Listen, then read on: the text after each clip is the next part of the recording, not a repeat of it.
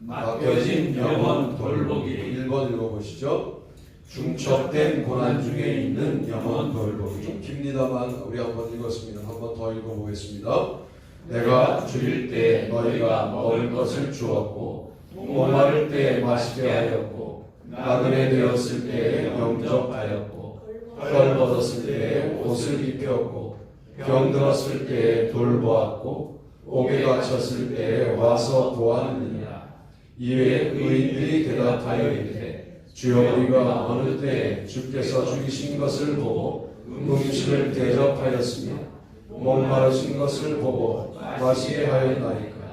어느 때 나그네 되신 것을 보고 영접하였으며 헐벗으신 것을 보고 옷 입혔나이까. 어느 때 병드신 것이냐 옥에 갇히신 것을 보고 가서 되었나이까 하리니. 임금이 대답하여 이르시되 내가 진실로 너희에게 이르노니 너희가 여기 내 형제 중에 지극히 작은 자 하나에게 한 것이 곧 내게 한 것이니라 하시고 아멘. 오늘 묵상의 포인트를 말씀을 드리면 이게 한 사람이 당한 일이라는 것을 집중하실 필요가 있습니다. 뭐 이런 인생이 다 있나 하는 생각이 들지 않으십니까? 어느 정도의 시간적인 간격이 있었는지는 모르겠어요. 배고팠던 사람이 목도 말라요. 목말랐던 사람이 헐벗어요. 헐벗었던 사람이 나그네도 돼요. 거기서 안 멈추죠? 옥에 갇히기도 해요. 이게 한 사람이 경험하는 경험이라는 거예요. 이 부분을 우리가 그동안 놓쳤었어요. 여러분, 이렇게 인생이 풀리지 않는 형제가 우리 가운데 있다라고 할 때 우리의 생각은 어떤 형태로 진행되냐면 저 사람이 뭔가 죄를 지은 게 분명하다. 그러지 않고야 저렇게 인생이 안 될 수가 있는가? 라고 율법적으로 판단하죠. 하나님이 되는 거죠. 그의 인생에 대해서 우리가 스스로. 주님 뭐라고 말씀하시냐면 그렇게 판단하지 말고 배고팠을 때 먹을 것을 주라는 거예요. 아멘. 여러분, 그게 믿음입니다. 우리의 믿음이 예배를 빼먹지 않고 기도를 쉬지 않고 여기서 멈추면 안 된다고요. 일단 그것이 돼야 됩니다만 이것이 안 된 상태로 배고픈 자에게 먹을 것을 주는 것은 사회봉사단체도 하니까 우리의 봉사가 달라지려면 기도와 말씀과 예배가 기반이 되어야 합니다만 그 기반에만 머물러 있으면 안 된다는 거죠. 목마른 자를 만나면 물을 마시게 해야 합니다. 이것이 우리가 해야 할 믿음의 실천인 것이죠. 그런데 한 사람이 이런 일을 중첩하여 당하고 있어요. 지금 외면하시겠습니까? 그의 인생에 개입하시겠습니까? 여러분, 지혜롭게 개입하셔서 돕게 되기를 바랍니다. 아멘. 여기에 하나 우리가 질문해야 될 게 있어요. 왜 나에게 그 사람이 감지되었을까요? 이 질문인 거죠. 왜 내 눈에 그 사람이 보일까요? 왜 내 앞에 두셨을까요? 이런 질문인 거죠. 따라합시다. 그리스도인에게는 우연이 없다. 모든 게 하나님의 계획이다. 내 눈앞에 그 사람이 자꾸만 보여요. 배고팠을 때 봤던 그 사람이 목마를 때 또 보여요. 헐벗은 그 사람이 또 보이고 나그네 된 그 사람이 또 보이고 옥에 갇혔을 때 또 만나는 거죠. 이쯤 되면 여러분 뭐라고 이해하셔야 되냐면 나보고 감당하라고 하시는구나.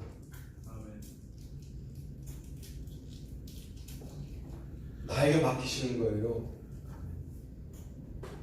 나에게 맡기셨다라고 하는 책임감을 그 영혼에 대하여 가지셔야 돼요. 이것이 우리의 신앙생활이 되어야 합니다. 자꾸만 만난 거 보니까 2년이네. 그러고는 뭐라 그래요? 같이 살라 그러네. 이 정도가 아니라 자꾸만 당신이 나에게 눈에 밟히는 거 보니까 하나님이 당신을 위하여 기도하라고 하는 것 같고 당신을 도우라고 하시는 것 같다고 고백하시고 그 영혼을 포기하지 말아야 합니다. 에너지가 많이 필요할 거예요. 만만치 않은 일이에요. 어쩌면 그런 지독스럽게 중첩된 고난을 경험하는 사람이 나에게 연결되면 나의 확장을 포기해야 할지도 몰라요. 나의 출세를 그 사람 때문에 포기해야 할지도 몰라요. 그래도 그 십자가를 지시는 여러분이 되시기를 바랍니다. 아멘. 여러분 이게 최근에 제가 깨달아진 부분이었어요. 그동안은 제가 어떤 식으로 이 부분을 설교했었냐면 형제의 목마른 거 감지하냐? 형제의 배고픈 거 감지하냐? 이게 육적으로는 감지가 되는데 영적으로 배고픈 거 감지가 되냐? 영적으로 오기 갇힌 거 감지가 되냐? 이렇게만 설교했었는데 그게 한 사람이에요. 그 한 사람과 여러분은 지금 1대1의 관계를 갖고 있는 우리 교회가 급속도로 커지는 거에 관련하여 저는 두려움이 있어요. 뭐가 안 되는데 급속도로 커지는 게 두려움이냐면 이런 식의 영적인 1대1 관계가 안 되는데 커지는 것은 성장이에요. 부흥이 아니에요. 그런데 아무리 커져도 본인에게 맡겨진 영혼을 정확하게 파악하는 사람들로 숫자가 늘어나잖아요. 우리 지금 행복한 거 동일하게 행복할 수 있을 거예요. 이게 포인트입니다.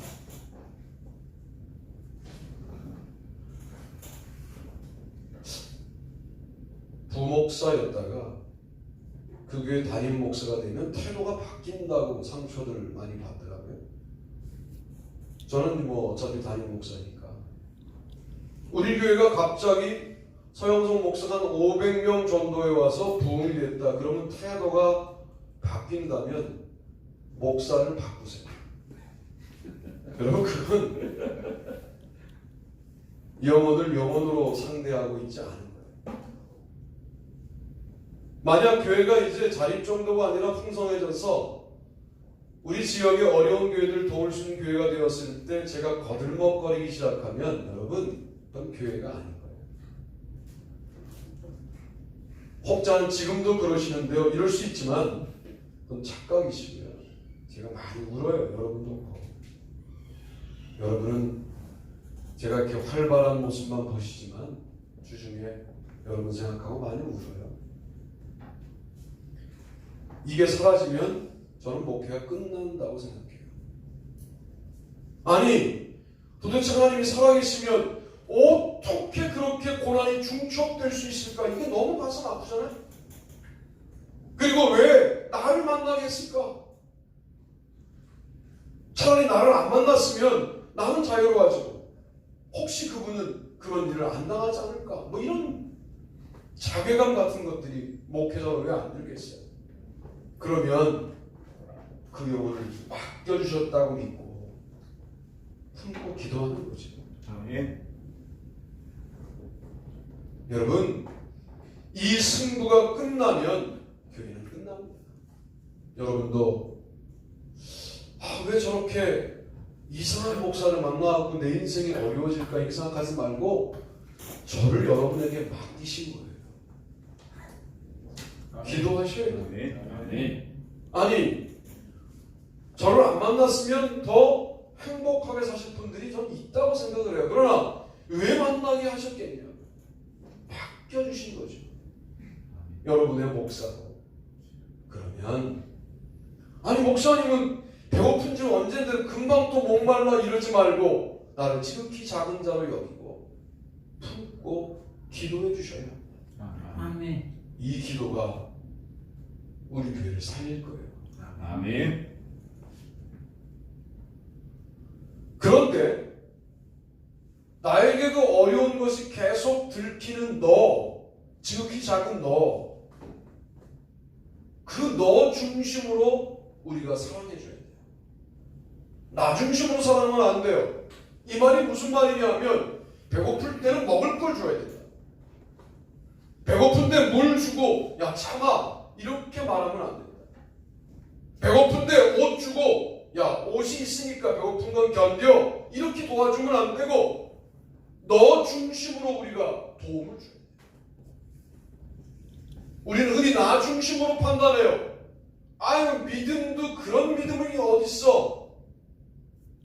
여태 예수를 믿어놓고 그 정도밖에 안 돼? 라고 나 중심으로 판단하잖아요. 그가 지금 목마른데 그가 지금 옥에 갇혔는데 그가 헐 벗었는데 그걸 도우려고 하는 게 아니라 아니 왜 예수를 믿고 저렇게 살아? 라고 우리는 마구 내 중심으로 판단하잖아요. 아니 배고픈 자에게는 일단 가르쳐야 되지만 가르치면 나중이고 먹을 걸 주어놓고 우리 한번 고민해 봅시다. 믿음을 이렇게 하는 게 순서인 거죠. 아멘. 너 중심으로. 여러분 고난이 중첩된 영혼들을 돌보시는 여러분들 되시기를 바랍니다. 아멘. 두 번째 보시죠. 읽습니다. 반복된 죄악 중에 있는 영혼 돌보기. 본문도 예수께서 제자들에게 이르시되 실족하게 하는 것이 없을 수는 없으나 그렇게 하게 하는 자에게는 화로다. 그가 이 작은 자 중에 하나를 실족하게 할진대 차라리 연자 맷돌이 그 목에 매어 바다에 던져지는 것이 나으리라. 너희는 스스로 조심하라. 만일 내 형제가 죄를 범하거든 경고하고 회개하거든 용서하라. 만일 하루에 7번이라도 내게 죄를 짓고 7번 내게 돌아와 내가 회개하노라 하거든 너는 용서하라 하시더라. 사도들이 주께 여짜오되 우리에게 믿음을 더하소서 하니 아멘. 이게 인간입니까? 여러분 이게 인간이 할 짓입니까? 김민재 권사님이 나한테 와가지고 똑같은 죄를 한 번 졌어요. 아이 그래 그럴 수 있어 권사 그렇지 뭐. 그날 그 똑같은 죄를 가지고 7번을 용서를 구한다면 나는 저 인간 안 본 거야.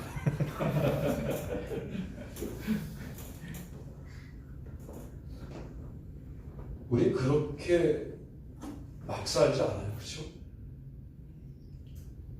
그런데 베드로에게 주님 몇 번쯤 용서하면 됩니까? 그랬을 때 너 똑같은 사람이 너에게 7번 용서를 구해도 그 같은 날 용서해 주라는 거예요. 그런데 조건이 하나 있어요. 죄는 경고하고 용서해 주라는 거예요.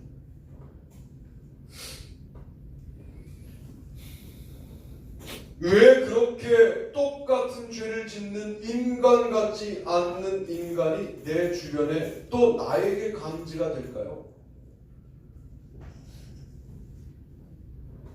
따라합시다. 나를 위대하게 쓰시기 위한 하나님의 계획이었다. 야, 너는 인복도 없다. 어떻게 그런 인간이 네 주위에 있니? 라는 말을 들었을 때 그게 인복이 없는 게 아니라 같은 내용으로 7번 나에게 용서를 구하는 참으로 뻔뻔한 용서를 구하는 그에게 우리는 용서를 해줄 수 있게 되는 그 지점에서부터 세상이 감당할 수 없는 그리스도인이 되는 겁니다. 쉽지 않죠. 마태복음에 너희 원수들을 사랑하고 너희를 핍박하는 자들을 위하여 기도하라. 이것도 쉽지 않지만 형제라는 인간이 같은 날 7번씩 용서를 구하는 이 일도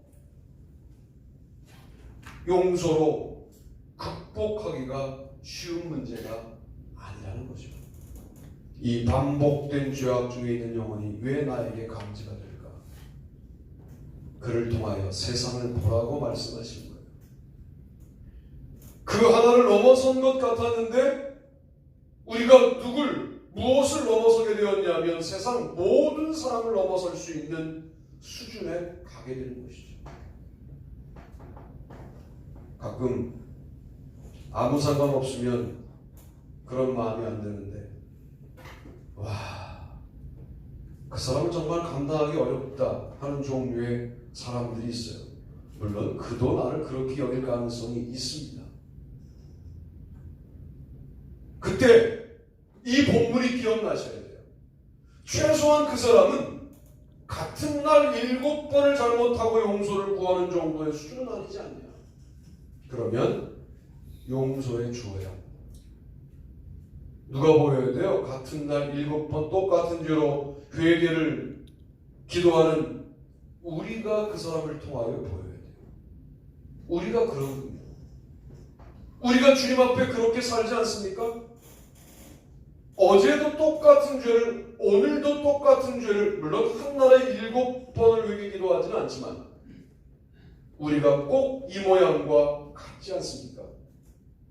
무조건 용서해 주라는 게 아니라 죄를 지은 자의 죄에 대하여 경고한 후에 그 후에 그가 회개하면, 내가 이렇잖아요. 3번쯤 회개했을 때 난 네 회개 못 믿겠다.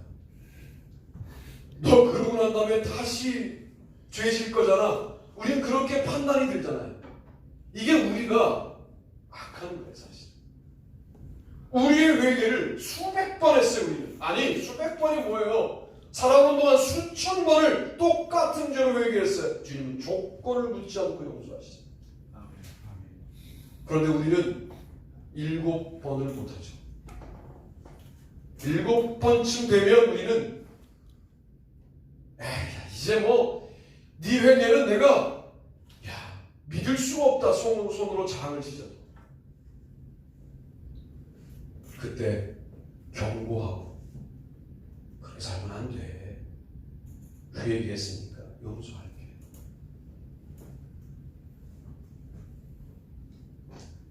이게 되면 우리 교회는 주체할 수 없는 부흥을 경험할 거예요. 아멘. 부흥이 돼도 이게 되는 것을 놓치면 안 돼요. 이게 믿음의 핵심이에요. 우리도 그래요. 이전에 실수했던 걸 끌고 들어오지 않는 사람이 어디 있습니까? 너는 또 그럴 거야 라고 아예 낙인을 찍지요. 그런데 7번을 용서한다는 것은 그런 낙인을 찍지 않겠다는 거예요. 무조건 용서한다. 이게 영역이죠. 무슨 작전기도 많이 하고 무슨 산에 많이 가고 뭐, 물론 이게 기반이라고 늘 말씀을 드리잖아요. 이게 기반이에요. 그것도 안 하면서 믿음이 좋은 척 하는 것도 문제가 있죠. 그러나 이게 기반인데 그 기반만 이루었다고 다 된 것처럼 여기는 것도 문제인데, 그렇게 기도하는 사람이 많은 한국 사회에 왜 이렇게 갈등이 많고 네 편 내 편이 많고 무슨 파가 많고 왜 이러냐고요. 기도만 하고 있기 때문입니다. 기도하고 뭐 해야 돼요? 영성은 노동도 하셔야 돼요. 노동도 기도가 기반이 되어 움직일 때 기도인 거죠. 노동만 하면 노동이지만 기도한 후에 노동하는 것은 기도의 의미가 있는 거예요. 이게 영성 생활이에요. 기도는 한국 사회가 많이 합니다. 그 어느 나라보다 노동이 없습니다. 이제 우리의 노동은 7번, 이 나의 현장이에요. 너의 현장이 아니야. 내가 그런 사람을 만난 거예요. 계속 와서 왜 너는 내 옆에서 이렇게 잘못하고 왜 이렇게 용서해달라고 말을 하니라고 말하고 싶은데, 그때 우리가 뭐라고 여겨야 돼요?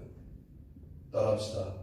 너는 나에게 맡겨진 영혼이다. 이렇게 여겨야 돼요. 아멘. 지긋지긋하고 징그럽죠. 내 주변에서 좀 사라지면 좋겠는데 끝까지 남아서 잘못했다고 하잖아요. 용서하면 또 잘못을 범하잖아요. 참 정리하고 싶지 않습니까? 근데 떠나지 않고 내 주변에 계속 있는 이유는 뭘까? 주님 붙여놓으신 영혼. 그 영혼과 승부하지 않고 목회? 그 영혼과 승부하지 않고 부흥? 그 영혼과 승부하지 않고 사랑? 다 힘을 달라고 기도하시고, 주님이 맡기셨구나. 그래, 난 너 하나의 승부를 간다. 누가 보면 그런 거예요. 잃어버린 한 마리의 양, 잃어버린 동전 하나, 잃어버린 아들 하나의 목숨을 거는 거예요. 이게 누가복음이에요. 데오빌로 한 사람에게 온통 모든 인생을 다 끌어다가 다 집어넣는 거예요. 그랬더니 교회 부흥의 시대를 여는 매우 중요한 성경책이 누가복음과 사도행전이 된 것 아닙니까? 뭐가 위대한 겁니까? 뭐가 큰 겁니까?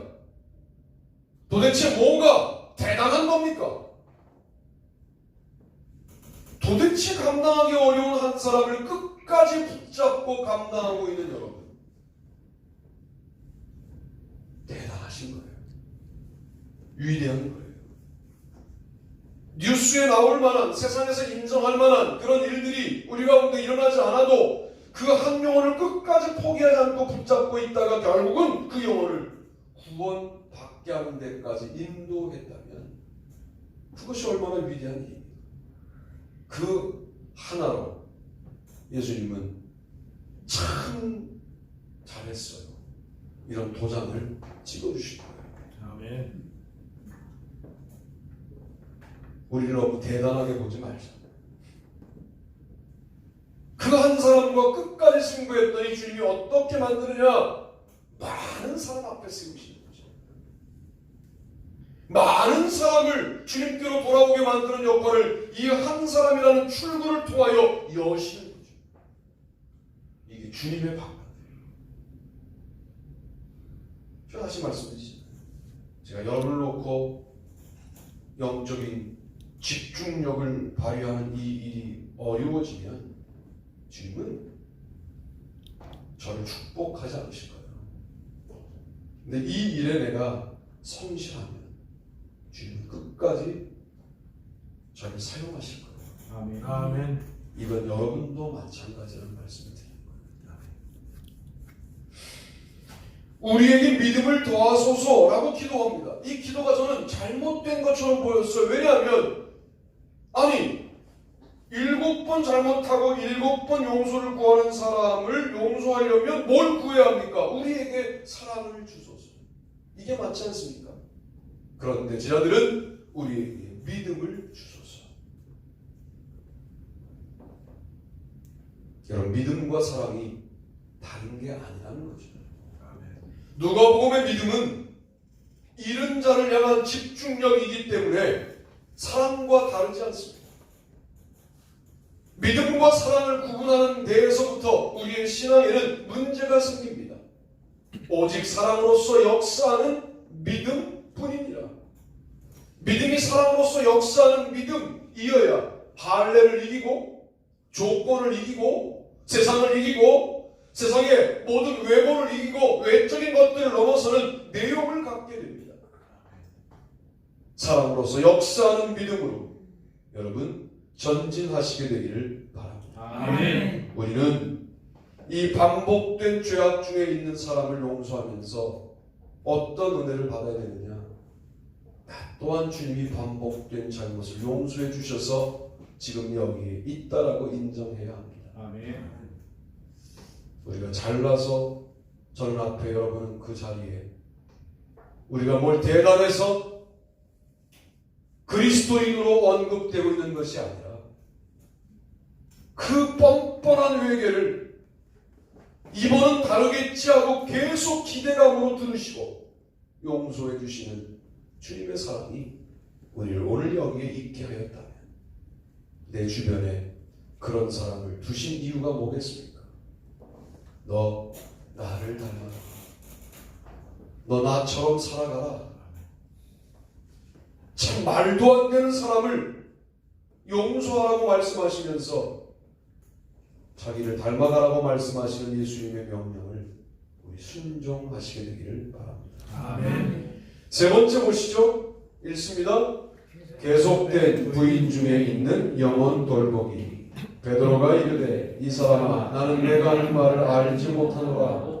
아직 말하고 있을 때 닭이 곧 울더라.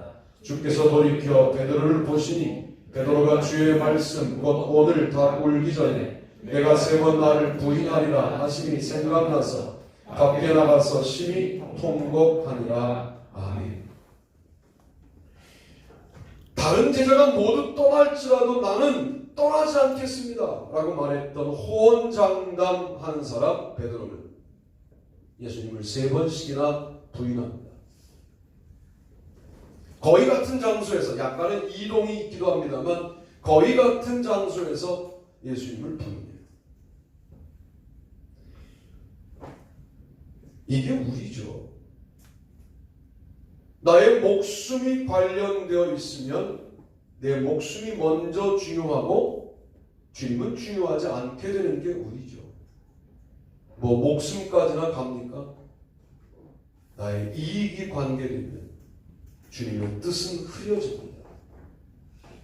나의 욕심이 관계되면 주님의 뜻은 판단하기가 어려워집니다. 전 저에게 물어요. 너 그거 욕심 아니야?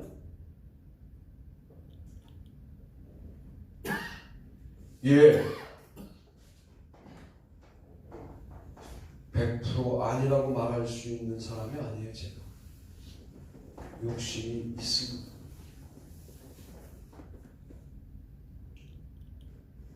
그래서 기도 중에 무슨 결정들을 내리냐면 욕심을 어떻게 하면 통제하고 주님의 뜻만을 구할 수 있을까요, 제가? 이 기도를 제가 평생 하지 않았겠습니까? 아직도 안 되고 있다는 말씀을 정직하게 고백합니다. 여러분은 모두 되는 표정으로 날 쳐다보는데 상당히 설교하기 어려워요, 지금. 어려운 거지, 사실.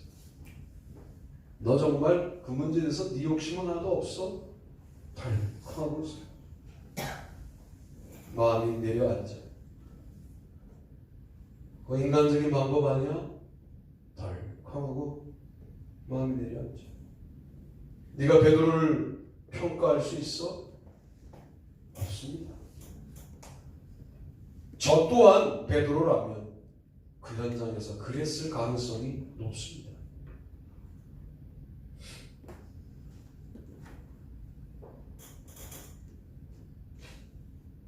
그런데 베드로에 대해서 누가복음에만 보도하는 부분이 있어요. 이게 뭐냐면 61절에 주께서 돌이켜 베드로를 보시니, 이 부분이에요. 참 주님은 또 확인 사살을 하시잖아요. 너 내가 부인한다고 그랬지? 너 뭐 목숨을 잃을지언정 내가 부인하지 않겠습니다. 너 그랬지? 그런데 3번째 부인을 딱 끝내자 주께서 신문 받으시다가 딱 쳐다보십니다. 얼마나 찔렸을까요? 와, 그 현장은 많은 사람이 있었지만 이 사안에 관련하여 알고 있는 사람은 딱 2사람인 거죠. 이게 1대1 관계예요. 지금 오늘 본문의 모든 내용들은 뭐냐면 그 한 사람과 나하고의 관계라는 거죠. 1대1 관계예요. 그때 주께서 돌이켜 보시니 곧 닭이 울고 닭이 울자 닭이 울기 전 네가 나를 3번 부인하리라 하신 말씀이 기억나서 심히 통곡했다.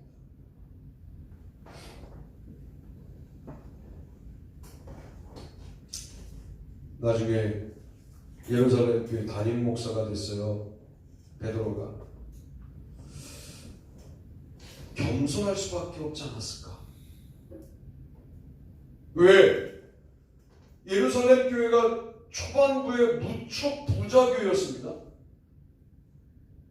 재산들을 다 교회에 헌납하고 그렇게 신앙생활을 출발했던 그 교회가 은과 금은 내게 없거니와 교회에 있죠. 내게 있는 게 아니죠. 나사렛 예수 그리스도 이름으로 일어나 걸으라 할 때 그 이름만 있다고 믿는 그 상황은 매우 교회가 부자였을 때고 흉년이 들어서 가난해졌을 때 바울이 그 다음 헌금을 보내는 교회가 됐습니다만 초반부에 무척 부자인 교회 때 담임 목사가 베드로였습니다. 그런데 그는 거들먹거릴 수가 없는 거죠. 왜? 나 부인했던 사람. 사실은 도망은 갔지만 부인하지 않았던 베드로보다 도덕적으로 우수했던 야고보, 요한을 담임 목사로 세울 수도 있잖아요. 그런데 그렇게 하지 않고 왜 베드로였을까? 그 자리는 본인이 죄임을 인정하는 자가 서야 교만하지 않게 된 자리이기 때문에 그렇습니다. 아마 주께서 돌이켜 보신 그 사건이 저는 매우 중요한 사건이라고 생각해요. 들킨 거잖아요. 여러분 11계명 있잖아요. 들키지 말라. 응? 들킨 거잖아요. 아마 그 이후에도 베드로가 죄를 지었겠죠. 지을 때마다 기억났던 시선이 무엇이었을까? 예수님의 돌이켜보셨던 그 애잔한 눈빛. 그래, 그게 너야. 그게 인간이야. 나는 그렇게 실수하고 넘어지는 너까지도 다 사랑하지. 네가 내 앞에서 무슨 목숨을 바쳐서, 물론 그런 모습을 내가 좋아하지만 그러지 않아도 너 넘어지고 쓰러지고 자빠지고 3번 부인해도 내가 그렇게 살고 있는 너조차 포기할 수가 없다. 사랑한다. 라고 말씀하시는 듯한 눈빛인 거죠. 고발하거나 너 그럴 줄 알았어 쌤통 이런 게 아니라 베드로를 보면서 그게 인간이라는 사실을 기억해라. 인간은 절대로 네가 말한 대로 살 수 없다. 너의 마음은 물론 마지막 목숨의 경각에 달려있는 순간까지도 복음을 지키겠다고 마음 먹었겠지만 그러나 그 마음을 누가 지속할 수 있냐? 너의 의지로는 안 되는 거다 라고 하는 그 용서의 눈빛이 아니었을까?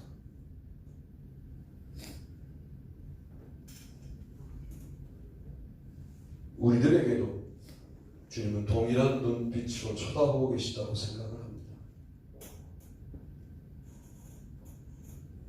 저라고 왜 그런 눈빛을 감지한 적이 없겠습니까? 일주일 사는 동안 이 장면 너무 부끄럽다. 그럴 때에도 주님은 나를 쳐다보고 계신 것 같은, 내가 그래서 너의 하나님이야. 너 그런 죄로 물론 회개하고 가슴 아파하지만 그러나 난 너 그런 존재인 거 알고 사랑을 시작했어. 나 다 알고 시작해서 상처도 별로 안 돼. 나 그런 너를 그냥 사랑한다 라고 쳐다보시는 주께서 돌이켜 보신 이 아름다운 역사를 여러분 인정하시고 계속 부인하고 살고 있는 우리들의 일상생활의 모습, 베드로 같은 모습에도 주님은 우리를 돌보신다는 믿음을 갖고 우리 주변에도 계속 신앙에 대하여 한때 신앙이 있었으나 떠나서 우리의 초청과 복음의 초청에 대하여 지속적으로 거부하는 영혼들에 대하여 공격적인 시선을 갖고 쳐다보지 말고 주께서 돌이켜 보셨던 그 시선으로 쳐다보고 위하여 기도하는 우리가 되기를 바랍니다. 아멘. 오늘 말씀을 정리하겠습니다. 오늘 말씀은 큰 범위의 세상을 바꾸자는 말씀이 아니었습니다. 중첩된 고난을 받는 영혼이 왜 내 주변에 딱 한 명 있을까? 주님이 붙이셨다.